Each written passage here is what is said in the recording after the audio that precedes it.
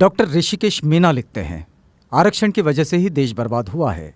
यदि आप मानते हैं कि आरक्षण की वजह से ही देश बर्बाद हुआ है तो फिर यह पोस्ट सिर्फ आपके लिए ही है।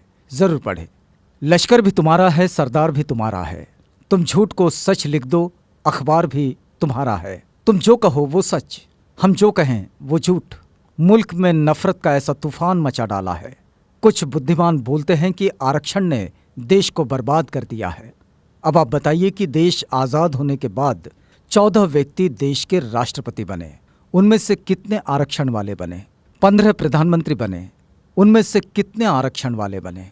43 उच्चतम न्यायालय के मुख्य न्यायाधीश बने, कितने आरक्षण वाले बने? 19 मुख्य चुनाव आयुक्त बने, उनमें से कितने आरक्षण वाले बने?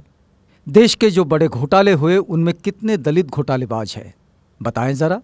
आप बताइए, भारत देश में कितने दलित लोग ऐसे बड़े कॉरपोरेट घरानों के व्यवसायी हैं जो देश की अर्थव्यवस्था को प्रभावित कर सकते हैं? अब आप बताइए, देश को बर्बाद कौन कर रहा है? अगर संभावित ब्लैक मनी वालों की लिस्ट देखे तो कोई आरक्षण वाला नजर नहीं आता। तो फिर देश को बर्बाद कौन कर रहा है? जितने लोग बैंकों का रुपया हजम करके बैठे हैं या भाग गए, उनमें कितने आरक्षण वाले हैं? शायद कोई नहीं। तो फिर देश को बर्बाद कौन कर रहा है? बड़े बड़े ठेकेदार जो सरकारी ठेके लेते हैं, रोड बनाते हैं, सरकारी बिल्डिंग्स बनाते हैं, उनमें कितने आरक्षण वाले हैं? तो जवाब मिलेगा 1 या 2%। तो फिर इस देश को बर्बाद आरक्षण कर रहा है या फिर मेरिट वाले?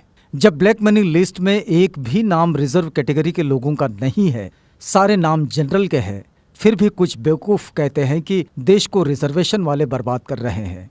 सच में इससे बड़ा जोक कोई और हो ही नहीं सकता। बोफोर्स तोप घोटाला, कॉमनवेल्थ घोटाला, आदर्श सोसाइटी घोटाला, सत्यम घोटाला, कालाधन घोटाला, स्टाम्प घोटाला, यूरिया घोटाला, चारा घोटाला, सुखराम टेलीकॉम घोटाला, शेयर घोटाला, चीनी घोटाला, बहुत लंबी सूची है इन घोटालों की। ये सभी घोटाले क्या आरक्षण प्राप्त लोगों ने किए हैं? बताएंगे इसमें किसी दलित का नाम? कब तक बेवकूफ़ बनाते रहोगे?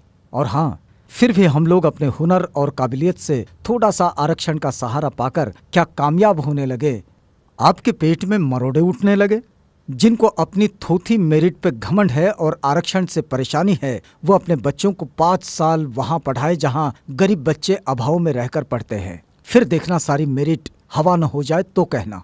और यदि कुछ तथाकथित उच्च वर्ग के लोग ये कहते हैं कि वो किसी से भेदभाव नहीं करते, तो उनसे एक ही सवाल है, क्या वो दलित परिवार से रोटी बेटी का रिश्ता करने को तैयार है?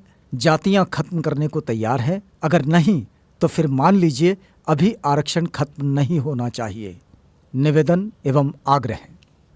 समस्त SC/ST समाज, आपको सिर्फ 10 लोगों को ये मैसेज फॉरवर्ड करना है और वो 10 लोग भी दूसरे 10 लोगों को मैसेज फॉरवर्ड करें इस प्रकार: 1 = 10 persons। ये 10 लोग अन्य 10 लोगों को मैसेज करेंगे और इस प्रकार। बस आपको तो एक कड़ी जोड़नी है, देखते ही देखते पूरा देश जुड़ जाएगा।